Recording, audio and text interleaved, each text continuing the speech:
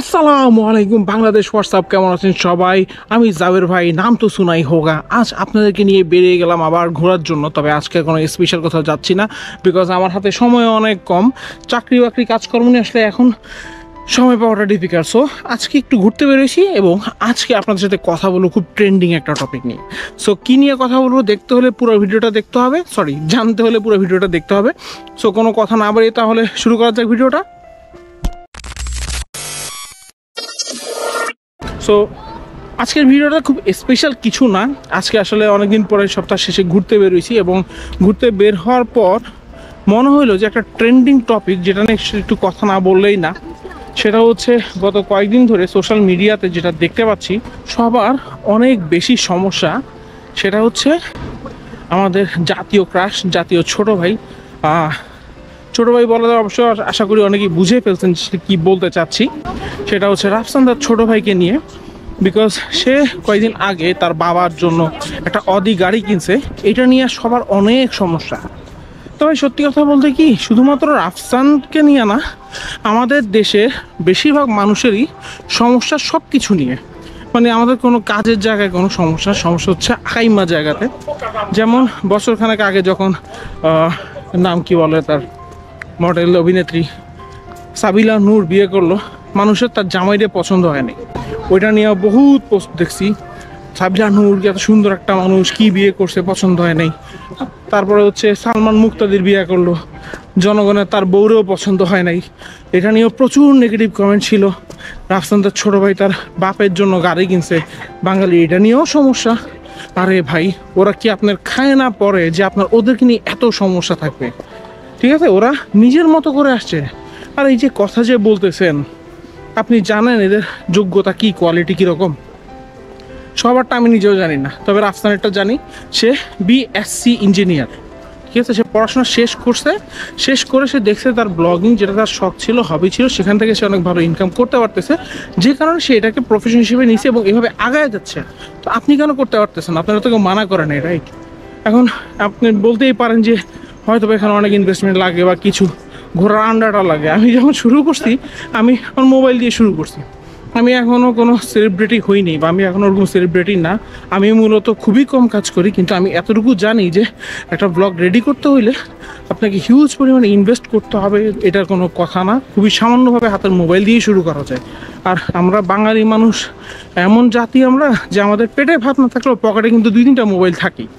So এটা বলারও সুযোগ নাই যে আমি গরিব, আমার পকেটে মোবাইল নেই। মোবাইল যে কোনো কিছু দিয়ে করা যায়, আপনিও করেন। তো এখন অনেকেই দেখতেছি এই ব্লগিংয়ের সাথে সাথে আপনারা পড়াশোনাটারও বলতেছেন যে পড়াশোনা ওভার রেটেড হয়ে গেছে, পড়াশোনার মায়ের টুট আরও অনেক কথাবার্তা। বাট কথা হচ্ছে, পড়াশোনা ওরা করছে, ঠিক আছে। অশিক্ষিত যেগুলো আছে না ব্লগার, তাদেরকে আসলে আমরা টিকটকার বলি, তাদেরকে ব্লগার বলে না কেউ। তারা ওই যেহেতু ব্রেন নাই, ব্রেন খাটানোর কোনো সুযোগ নেই, তারাই কী করে গিয়ে ওই যে টিকটকে নাচন কুদন যা যা করা যায়, যত অশ্লীল কন্টেন্ট, শরীরের স্পেশাল অঙ্গ প্রত্যঙ্গ শো করা, এই সব কিছু তারাই করে। সো ওইভাবে ছেলে টাকা কামানো সম্ভব। এখন সিদ্ধান্ত হচ্ছে আপনার, যে আপনি একটা শিক্ষিত মানুষ হয়ে পড়াশোনা করে ব্রেন খাটায় সুন্দর কন্টেন্ট তৈরি করবেন, নাকি ওইরকম শারীরিক অঙ্গ প্রত্যঙ্গ শো করে নাচানাচি করে ওইভাবে শো করবেন, ঠিক আছে। সো পুরো ব্যাপারটা হচ্ছে আপনার উপরে। এই যে কন্টেন্ট ক্রিয়েটাররা আছে, তাদের সবার সাথে আপনার আমার বা আমাদের সাধারণ মানুষের মেইন পার্থক্যটা কি, সেটা কি আপনি জানেন?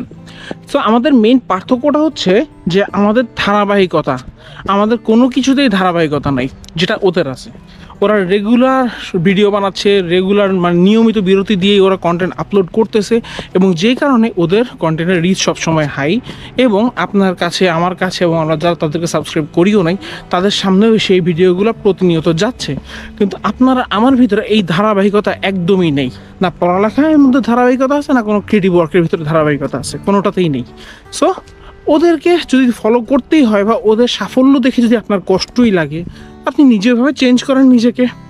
আপনি সবাইকে দেখেন, ওদের কাজ দেখতেছেন রেগুলার, কেন করতেছে, কিভাবে করতেছে, কি নিয়ে কাজ করতেছে, সেগুলো দেখেন। আপনি তো সেগুলো দেখতেছেন না, না দেখে কী করছেন?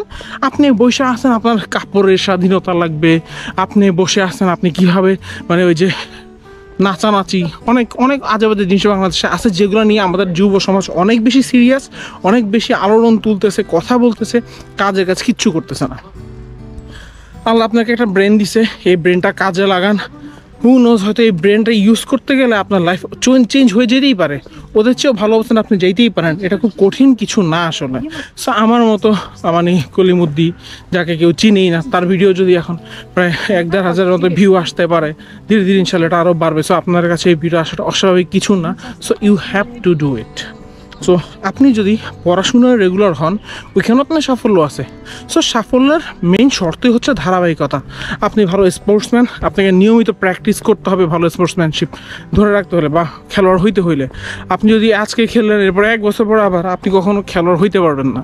ঠিক আছে, মানুষকে গালি দেওয়া, সমালোচনা করাটা অনেক বেশি ইজি, কিন্তু সফল হওয়াটা অনেক বেশি কঠিন। ধারাবাহিকভাবে নিজেকে ধরে রাখা, নিজের মেন্টালিটিকে ওইভাবে সেট আপ করাটা অনেক বেশি ক্রিটিক্যাল। সবার দ্বারা এটা সম্ভব হয় না। সো আর ওদের ব্যাপারটা দেখেন, ওরা নিজের টাকায় কিনছে, আপনার খায়ও না পরেও না, ওরা নিজের টাকায় যা ইচ্ছা করতেছে, নিজের ইনকাম দিয়ে চলতেছে, নিজের ইনকামে দেশ বিদেশ ঘুরতেছে। আপনার কত সমস্যা, কতটা জেলাস আমরা বাঙালি যে আমাদের নিজেদের চরকায় তেল না দিয়ে কে কেন সাফল্য অর্জন করছে সেটা নিয়ে আমরা ব্যস্ত। এটা ফ্রাস্ট্রেটিং একটা ব্যাপার। ইভেন এই যে কোভিডের সময় আমাদের দেশের মানুষজন, তারা বাংলাদেশের নাকি 30% গাছ এই কোভিডের সময় যে লকডাউন, সেই লকডাউনে উজাড় হয়েছে। তারপর হচ্ছে বাংলাদেশে নাকি প্রায় 18,000 নাকি 18 লাখ বাচ্চার জন্ম নিছে খালি কোভিডের সময়। এরপরে কোভিডের টাইমে আমরা আরও অনেক ধরনের আউটফল কাজ করছি, যেটা ইউরোপের মানুষজন কিন্তু করে নাই। এখানে পোল্যান্ডে আমি একটা ছেলেরে চিনি, ও এই কোভিডের পরপরই ও 1.5 লাখ জলদি দিয়ে ও গাড়ি কিনছে, বিশাল মানে বিলাসবহুল একটা গাড়ি কিনছে। তো আমি জিজ্ঞেস করলাম যে কীভাবে, তুই তো লকডাউনে কাজই করতে পারে না, কেউ তুই কেমনি কিনছোস? সে তখন কী করছে, সে ক্রিপ্টোকারেন্সি ট্রানজ্যাকশন শিখছে, ক্রিপ্টো ট্রেডিং শিখছে। সে ট্রেডিং শিখে সে যেই কাজটা করছে সেটা সে গত 2-3 বছরে করতে পারেনি, সেটা কোভিড টাইমে কিন্তু করে ফেলছে। আমরা বাঙালি পারছি, আমরা বাঙালি কিচ্ছু পারিনি।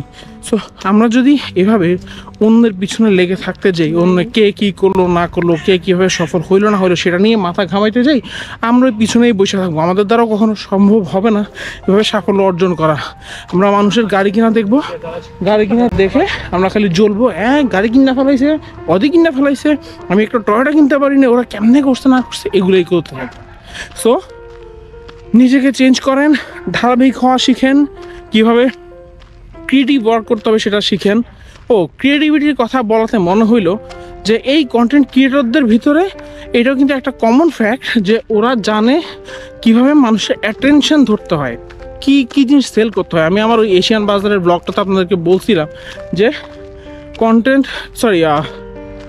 যদি বিক্রয় করতে জানেন সব কিছু কিন্তু প্রোডাক্ট হইতে পারে। সো বিক্রয় করতে জানাটা অনেক বেশি ইম্পর্টেন্ট। আপনাকে বুঝতে হবে যে কোন জিনিসটা বাজারে খাবে বা কোন জিনিসটাকে কীভাবে বাজারে খাওয়াইতে হবে। এই যেমন দেখেন, সব হচ্ছে বেজ, বিভিন্ন ফ্যান বেজ। সাপোজ একটা জাতি আছে বা একটা মানুষদের একটা গ্রুপ আছে যারা অশ্লীল ভিডিও পছন্দ করে, তাদের কারণে টিকটকের মানুষদের পেটে ভাত আসতেছে। কিছু হচ্ছে রিয়েলি এন্টারটেইনার আর আপনাদের ছোটো ভাইদের মতো, তাদের কারণে এন্টারটেইনিংয়ের যারা ভক্ত তারা হচ্ছে তার পিয়ার। এরপর হচ্ছে কেউ খাইতে পছন্দ করে, সে ফুড ব্লগার। কেউ স্পোর্টস নিয়ে কাজ করে, খেলোয়াড়, সে ওইটার বেচতেছে, তার কন্টেন্টে সব স্পোর্টস রিলেটেড টপিক। কেউ বাইক পছন্দ করে, তার হচ্ছে বাইক রিলেটেড টপিক। আপনি কি নিয়ে দক্ষ, আপনি কি পারেন, আপনাকে বুঝতে হবে, আপনাকে সেটা সেল করতে জানতে হবে। আমি কি পারি, আমি পারি হচ্ছে ঘোরাঘুরি, আমি ঘুরি, এদিক সেদিক ঘুরি, আমি বাঙালি কমিউনিটিকে প্রমোট করতে পারি, আমি প্রমোট করি, আমি স্টুডেন্টদেরকে জ্ঞান বুদ্ধি দিয়ে চেষ্টা করি তাদেরকে বিদেশে আসার ব্যাপারে হেল্প করতে, এটা করি। সো এটা হচ্ছে আমার টপিক। কারণ আমার ফ্যান বেস বা আমার টার্গেট অডিয়েন্স ডিফারেন্ট, সবার টার্গেট অডিয়েন্স ডিফারেন্ট। সো আপনাকে টার্গেট অডিয়েন্স বুঝতে হবে, টার্গেট অডিয়েন্স বুঝে সেভাবে আপনার আইডিয়াকে সেল করার চেষ্টা করতে হবে। অনেক ধরনের আইডিয়া মাথায় আসছে, আমি অনেক কিছু ট্রাই করছি, কোনোটাতেই খুব একটা সাফল্য পাইনি। ফাইনালি এই আমার নর্মাল ব্লগিং এইটাতেই দেখলাম যে মানুষের একটা সারা শব্দ আসে, মানুষজন দেখে। এবং টু বি অনেস্ট, আমি প্রচুর স্টুডেন্টদের নক পাই, প্রচুর স্টুডেন্টরা আমার সাথে যোগাযোগ করে, তারা অনেক বুদ্ধি পরামর্শ চায়, আমিও চেষ্টা করি হেল্প করতে। সো ব্লগিংয়ের মাধ্যমেই এদের সাথে আমার পরিচয়।